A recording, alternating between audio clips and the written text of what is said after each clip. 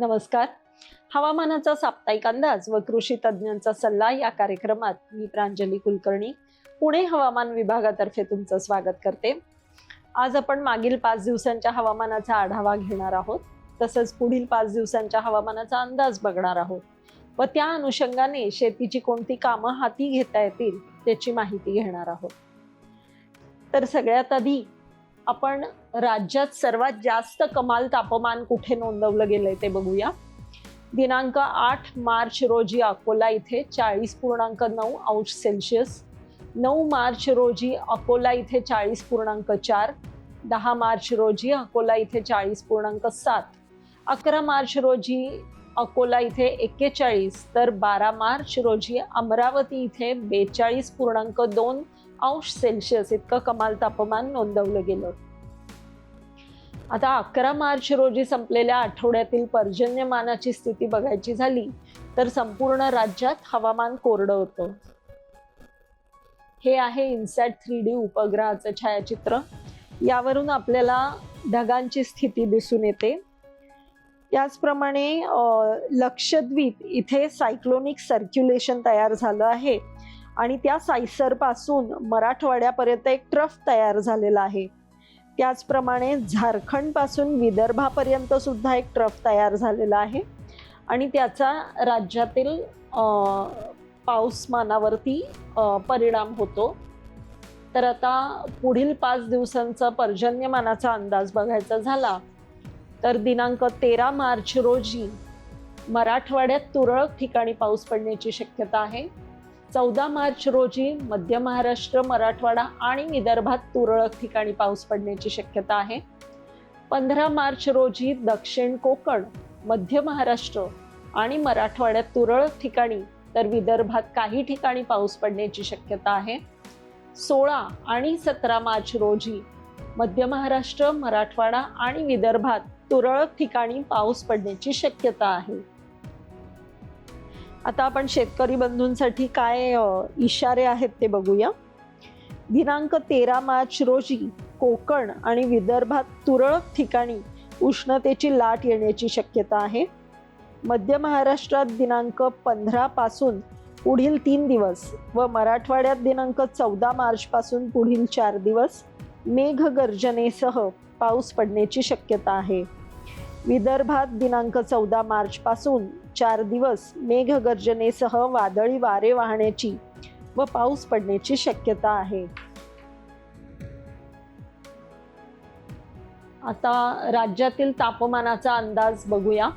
कोकणात पुढील 2 दिवस कमाल तापमानात 2 ते 3 अंश सेल्सिअसने वाढ होण्याची शक्यता असून त्यानंतर ते हळूहळू कमी होईल. मध्य महाराष्ट्र आणि मराठवाड्यात पुढील 2 दिवस कमाल तापमानात फारसा बदल संभवत नाही व त्यानंतर तापमानात हळूहळू घट होईल. कोकण, मध्य महाराष्ट्र व मराठवाड्यात पुढील 4 ते 5 दिवसात किमान तापमानात 1 ते 2 अंश सेल्सिअसने वाढ होण्याची शक्यता आहे. विदर्भात पुढील 2 दिवसात कमाल तापमानात मोठा बदल होणार नाही. त्यानंतर पुढील 3 दिवसात तापमानात 3 ते 5 अंश सेल्सिअसने घट होईल. किमान तापमानात पुढील 5 दिवस मोठा बदल संभवत नाही. आता 13 ते 19 मार्च या कालावधीतील जिल्हावार कमाल तापमानाचा अंदाज बघायचा झाला तर या नकाशात जिथे गडद लाल रंग आहे तिथे तापमान 34 ते 36 अंश सेल्सिअसच्या दरम्यान राहण्याची शक्यता असून उर्वरित ठिकाणी ते 32 ते 34 अंश सेल्सिअस इतकं राहण्याची शक्यता आहे. आता 20 ते 26 मार्च या कालावधीतील कमाल तापमानाचा अंदाज बघायचा झाला तर ज्या ठिकाणी नकाशात गडद लाल रंग अति गडद लाल रंग आहे म्हणजे मध्य महाराष्ट्राचा काही भाग, मराठवाडा, विदर्भाचा बहुतांश भाग, इथे तापमान 36 ते 38 अंश सेल्सिअस इतकं राहण्याची शक्यता असून उर्वरित ठिकाणी म्हणजे कोकणाचा काही भाग, मध्य महाराष्ट्राचा काही भाग, थोडासा विदर्भातला भाग, इथे तापमान 34 ते 36 अंश सेल्सिअस इतकं राहण्याची शक्यता आहे. आता कृषी सल्ल्याकडे वळूया. कोकणात वाढत्या तापमानामुळे उन्हाळी मूग, भेंडी, भुईमूग, भाजीपाला व नवीन लागवड केलेल्या सुपारी व नारळ रोपांना गरजेनुसार पाणी द्यावे.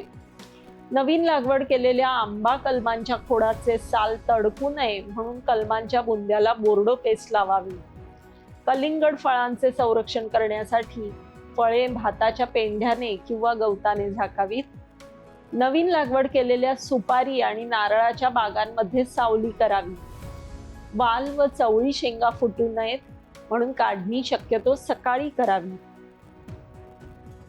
मध्य महाराष्ट्रातील कोल्हापूर, सांगली, सातारा, सोलापूर, पुणे, अहिल्यानगर, जळगाव व नाशिक जिल्ह्यात तुरळक ठिकाणी मेघगर्जना व विजांच्या कडकडाटासह पावसाची शक्यता लक्षात घेता काढणीस तयार झालेल्या गहू, मका, हरभरा, ज्वारी, कांदा, करडई पिकांची कापणी लवकरात लवकर करावी व कापणी केलेले पीक सुरक्षित ठिकाणी ठेवावे. सूर्यफूल पिकात परागीभवन होण्यासाठी प्रति हेक्टरी 4 ते 5 मधमाशांच्या पेट्या ठेवाव्यात. कलिंगड पिकावर फळमाशीचा प्रादुर्भाव दिसून येताच नियंत्रणासाठी 5% निंबोळी अर्काची फवारणी करावी. मराठवाड्यात तुरळक ठिकाणी मेघगर्जना व विजांच्या कडकडाटासह पाऊस पडण्याची शक्यता लक्षात घेता गहू, हरभरा, मका पिकांची व द्राक्ष घडांची लवकरात लवकर काढणी करून पीक सुरक्षित ठिकाणी ठेवावे. ऊस, भुईमूग, भाजीपाला पिकांना व फळबागांना गरजेनुसार पाणी द्यावे. केळी बागेत जमिनीतील ओलावा टिकून राहण्यासाठी व जमिनीचे तापमान संतुलित राहण्यासाठी आच्छादन करावे. केळी बागेतील अतिरिक्त फुटवे काढावे. फुल पिकात खुरपणी करून तण विरहित ठेवावेत व आवश्यकतेनुसार पाणी द्यावे. विदर्भात तुरळक ठिकाणी मेघगर्जना व विजांच्या कडकडाटासह पाऊस पडण्याची शक्यता लक्षात घेता काढणीस आलेली पिके तसेच भाजीपाला व फळबागेतील पक्व फळांची काढणी लवकरात लवकर करून सुरक्षित ठिकाणी साठवणूक करावी. मूग पिकाची पेरणी खात्रीशीर सिंचन सुविधा उपलब्ध असल्यास 20 मार्च पर्यंत पूर्ण करावी. अकोला, अमरावती, यवतमाळ व चंद्रपूर जिल्ह्यात तुरळक ठिकाणी उष्णतेच्या लाटेची शक्यता लक्षात घेता उन्हाळी मूग, भुईमूग, सूर्यफूल, तीळ, चारा पिके, फळबागा आणि भाजीपाला पिकांमध्ये सकाळी किंवा संध्याकाळी गरजेनुसार हलके आणि वारंवार पाणी द्यावे. तर हा होता शेतकरी बंधूंसाठी कृषी सल्ला, ज्याचा त्यांना नक्कीच उपयोग होईल. धन्यवाद.